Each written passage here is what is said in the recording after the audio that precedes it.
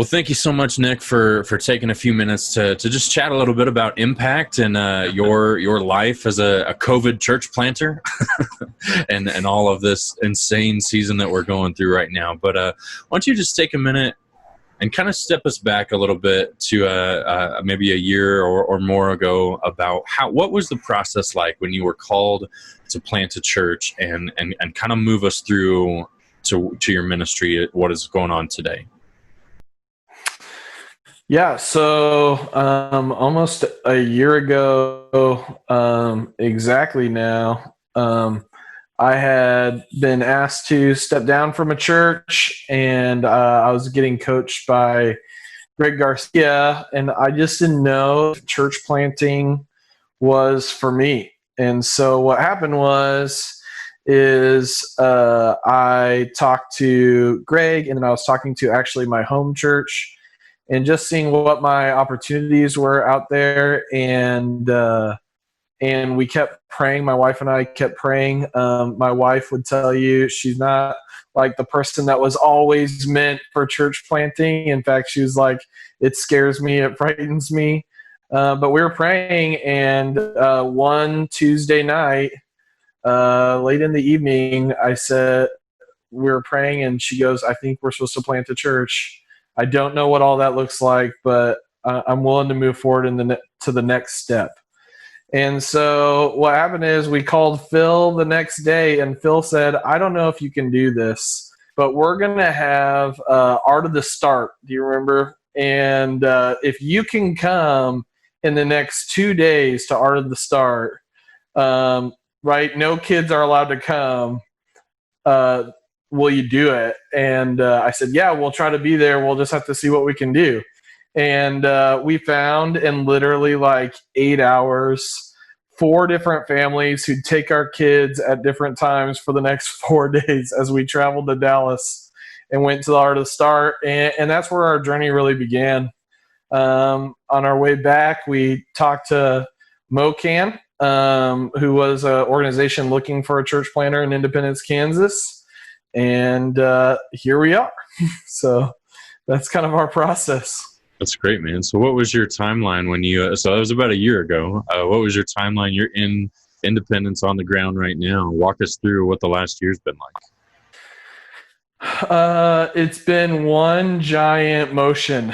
So because it just feels like we never stop moving. So from the start in September, we had to go to assessment after that in, I think, October. And then November, we were raising support. And December, we were raising support. And January 3rd, we were here in Independence. And then we moved in, got to know a few people in the community, started to know our church building, and then started recruiting. And so from there, we started to get to know just a few families through different pathways, and one of them being the Chiefs making it to the Super Bowl. Just got to throw that out there. Big Chiefs fan right now. So, I know you're all excited about that, especially in Colorado there. Jump on the on that band. But anyway, and then people just started coming, and then COVID hit in April, right? And so everybody was going to online services, and my coach and I talked, and he was like, "Why don't you just go to online services? Nobody will know that you're just like 4 people right now." So we started doing online services before we ever did anything. We were going live from different locations throughout Independence, and started to grow some people. People started seeing what we were doing, and now I would say we have almost 30 adult people joining us and about 19 kids joining us at Impact. Great, man. So what was your launch strategy pre-April, and what changed? Or, I mean, you kind of talked already about what changed, but what was your strategy initially? Yeah, so we were like, gonna just talk to people, build relationships, have small groups until August, when we would have like a soft opening, was kind of the intention. So 7 months after arriving, soft opening, and then see what it looked like at that point, with the plan of grand opening in September. And so we went into soft opening actually in May because people were ready to start meeting. So we actually started services like during COVID, making sure we were following all the practices, being safe, as much as anybody can be safe right now. But because we had gone live online, we didn't feel like we could hold back. And so people wanted to start meeting. And so we were only about 12, but we started meeting together, had children's moment, and then here we are. So like that was our plan before, but it drastically changed. Yeah, absolutely. And so your launch process and independence is a little bit unique in the sense that, and you mentioned this maybe before already, but just the sense that you're kind of doing a restart a little bit. Can you kind of tell us about what that has been like? So about 8 years ago, the church really had a bad thing happen to them. And so 2.5 years ago, the church decided to shut down. And so 2.5 years, they waited for a planter to come into MoCan or into Independence from the organization through MoCan. So what's interesting is there was people there, right, from the former church who wanted to see the church come back. And the hard part for that was we're not the same church. And so it was hard for them to hear that a little bit. However, we did have some people that joined us from that church, but some of them had already gotten associated with other churches and started going there. And I encouraged them, hey, keep going where you're going. And so some of them decided to just do that. The interesting thing is there's a lot of churches in Independence. However, there are not a lot of people going to those churches in Independence.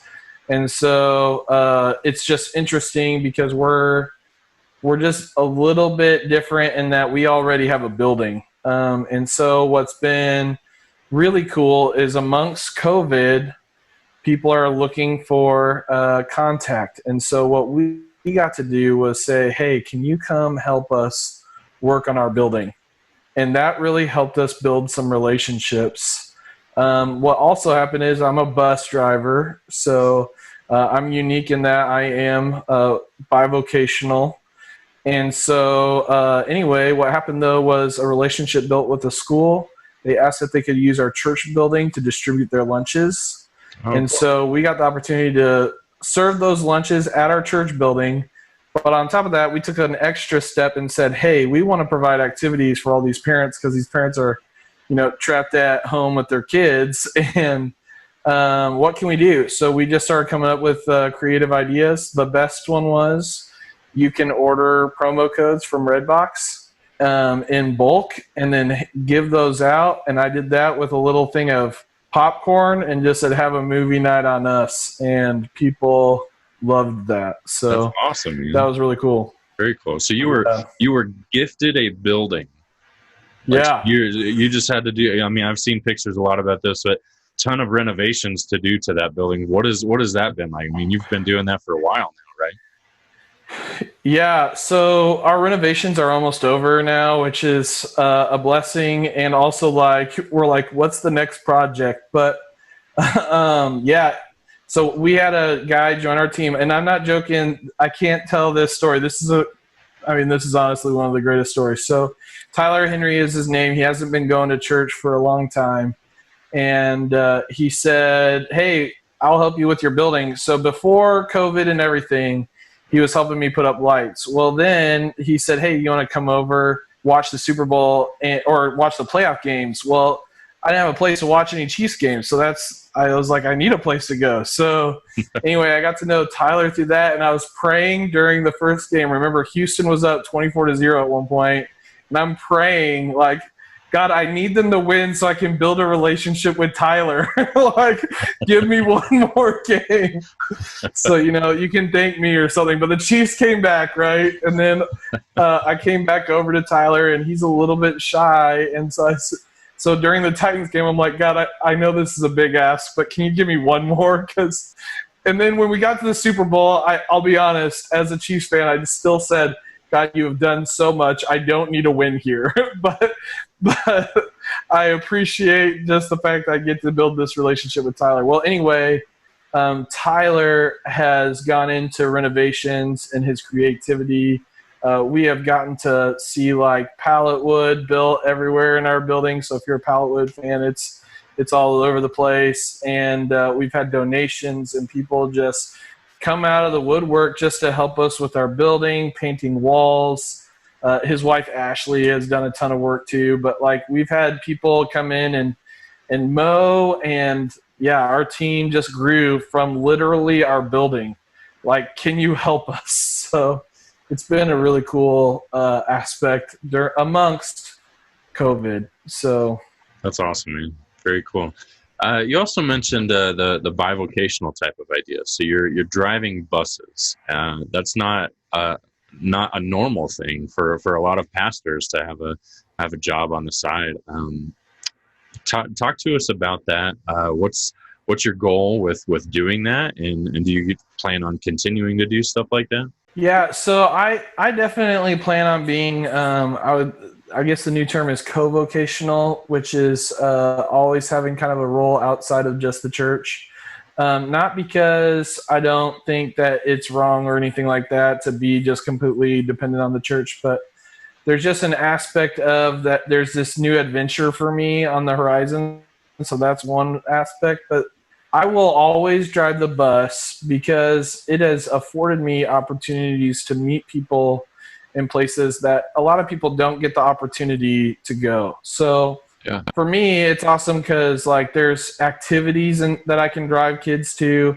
I'm driving a route right now, but I don't plan on driving a route forever. But I always plan on being able to drive activities because, you know, kids need places to go. It affords me the opportunity to meet parents, just be there sometimes. And some kids like favorite lifetime things, you know, sports, activities, band, you know, they love those things. And I don't have to be like this weird guy who just sits there, right? Like, and just goes to these activities for no reason. Like, I'm your bus driver. I gotta be here, you know? So it's been really rewarding. It's been really helpful in just starting ministry and sharing ministry. Two of our launch team members have been a part or our bus drivers. So that's been a rewarding avenue, I guess I would say. So Yeah, you're talking about continuing to do that, being co-vocational, which is, again, just having your job at the church of doing the pastory work, but then also continuing and maintaining your job with no really plans to go full time at the church. yeah, how'd you come to that decision? honestly, through assessment was part of it. You know, one of the things that was pointed out was that I am more evangelistic when I don't have just the title of pastor. And, you know, that's probably true for a lot of people. Like they think like, oh, I need to go into full-time ministry to minister to people, which that's not true. And I think it's partially assessment, but it's partially just this concept of, hey, if the church needs to use resources in other places, me not being on full time is a huge benefit because I'm not pulling those resources for myself and my family. And honestly, just to be very clear, you can make more money potentially by being outside of full-time ministry, so you can provide better for your family. And, when people say, hey, I don't know if I can do this because I have a lot, you get to have the same saying back, like, hey, I get it. I'm working too. Like there's an aspect of, hey, I'm in the same way you are, Yeah. So, and then encouraging people to stay in those roles too, that you can do a lot of ministry without being full-time. It's really easy to have that conversation now. Yeah, for sure. Do you, so what's life been like for your family? I mean, you talked about just how your wife felt the call of even praying together, and it was a Tuesday night, I think you said, of just being able to move into that. Yeah, I think we should do this. Obviously, the last year has been probably difficult for you guys, but what's life and ministry been like for you and your family? So I would say we got. It sounds like it should be rough. The roughest part is right where loneliness, because we don't know people, and that was it at first for sure. I'd say probably until May, there's like this dark cloud that was just like kind of hanging over, right? Like until we started getting some real friends out of our launch team, people that we hang out with quite a bit, and so on and so forth. So that's the hardest part. However, our kids were homeschooled, so for them, moving location wasn't super challenging. And we have the added benefit of we moved away from the city at this point. We're not in this like running around, and I'd say coming from the city and the ministry life and how it's different is just, there's always work to be done, right? But it gets done when it needs to get done. We just keep moving forward. It's kind of the attitude. And so for us, it's been really kind of a breath of fresh air being here. Not that we don't have hard workers and we're not working hard, but it's kind of like, yeah, but if it doesn't happen, it doesn't happen, and kind of people understand that. Whereas sometimes when you're working in the city, it's like, here's your deadline. Why didn't you meet it? So it's just interesting and also beneficial. So yeah. Now we're kind of in this really great place where it's like we have people we can trust in. So that's kind of the nice thing. Yeah. Well, for you guys, the quarantine hadn't, you weren't underway when the quarantine kind of took place. And so you weren't affected the way that a lot of churches were. It affected you differently. You still definitely affected you guys. But based on how you kind of viewed things over the last few months, are there any just like principles or discipleship principles or outreach ideas that you feel like this is really going to drastically affect the way I think about ministry moving forward?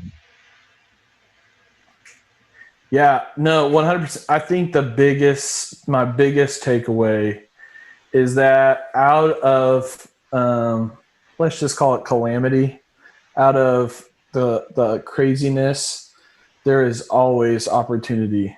And I will give you an example. So we have another planter in Wichita, David Lemagne, who had a hookup to get hand sanitizer. And so when hand sanitizer was scarce even here, we were afforded the opportunity to go out and buy hand sanitizer from Palmolive because he had somebody in his church that had it. So he had a real hookup, and we were able to buy 400 bottles, and we were able to just take those to every household with just a note and say, hey, we're in town, we're praying for you. Do you need anything else? Can we be of assistance? Do you need us to go get groceries? Do you need us to go do anything? And I would say out of, it seems awful to kind of think, but when bad stuff happens to people, that is the most effective time to minister. And I would say you gotta take advantage of those. When Jesus did a lot of ministry, it's because he was healing people, right? Like we always see healing, and we could be like, oh, well, that's Jesus, and oh, that's a bad situation, but should he really be? But people came to hear him because of that, right? So we go and serve, and then we get to see the reward of really getting to minister to people. It's not just that, oh, we got to take care of this need. It's like, no, we get to show them where living water is. And so I think that's been the biggest takeaway. When something bad happens, let's move, not sit back and wait. So yeah, I'd say that's what it's been. And then just being patient. I think that's number 2. is just be patient, because God opens doors that you never thought were possible. Good, man. Well, what's next for Impact Church? I mean, you guys are, finalizing some renovations of your building, hopefully starting to slowly start to meet again and things of that nature. Obviously, your vision has really been driven towards, we want to start meeting and start having people and gathering together and doing all that type of stuff. But what's next? So our big next is grand opening, because we haven't had it yet. So September 20th, 27th, and October 4th, we're calling those our launch Sundays or grand opening Sundays. And we've had to change. What we've been talking about a lot is you got to pivot, right? Pivot doesn't mean you don't give up your spot. You just keep moving around so that you can get to where you need to be. And so we have been pivoting. And so we're doing our first grand opening. We're going to serve food through a food truck. And then we're going to tell everybody to go to downtown and play games and ride rides. And it's all on Impact, The second Sunday, we're doing a drive-in movie theater the night before. So come on, watch a movie. We can do that through an FM transmitter. We got a big 20-inch screen or 20-foot screen. So we're going to have fun with that. And then our third thing, which is really cool, I built a relationship with the chief of police of Independence. So we're about a town of 9,000 people. And just so you know, he's a little Netflix famous, because I don't know if you know this, but Last Chance U is shot in Independence, Kansas. That college is here. So okay. Anyway, he was on that documentary. So anyway, he, though, is coming to our church to talk about human trafficking that's going on through Independence. Wow. And so he's going to actually speak on our third Sunday, along with just a social worker that's really into that and has been studying that in our area. And so, we're going to have that knowledge. But then we also built a relationship with the leader of the Housing Authority in Independence, Kansas. And so we're going to get the opportunity to go to some homes that are not meeting code and get to work on those right after service on Sunday. So that's the big next things. It's really exciting. But then really focusing on the discipleship side of things. Our discipleship group is really big. It's too big right now. We need to separate now, and we need to start making some more. So that's our big focus right after that, is getting everybody into a discipleship group. So awesome, man. That's how we're moving forward next. It's good, man. Staying busy. Love it. Yeah. It's good work, dude. So what's your relationship been with Nexus over the last year? Man, my relationship with Nexus actually started 5 years ago. And I was a youth minister at a church that was just interested in church planning. No real promise, no hey, this is definitely for me. I wanted to learn more about it. So I got offered to come to, a conference and just look at it. And then I went to another one, and then I started getting the bug. And then I got offered this opportunity to go serve at a church in Raytown, Missouri. And I asked for coaching because it was kind of like a restoring church situation. And anyway, I got coached from Greg Garcia. And then in the last year, honestly, it just feels like I'm at home with Nexus.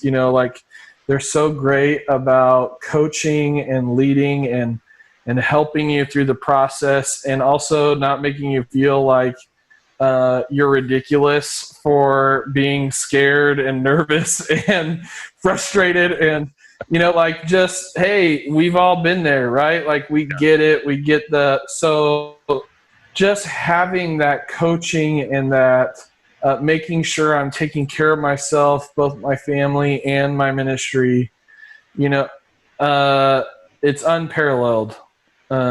Everybody needs it. I wish that not just people would just look at it as, oh, church planters need that. Every pastor needs that.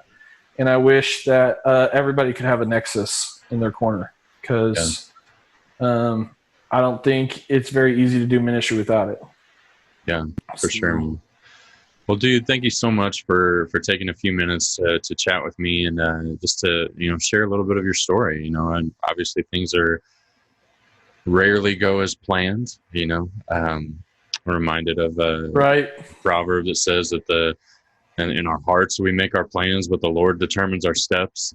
And we've seen that happen a lot lately. I've seen it personally in our church planting journey as well here in Colorado. But dude, thank you so much for remaining faithful and for sharing some of your story. Absolutely. Thanks for having me.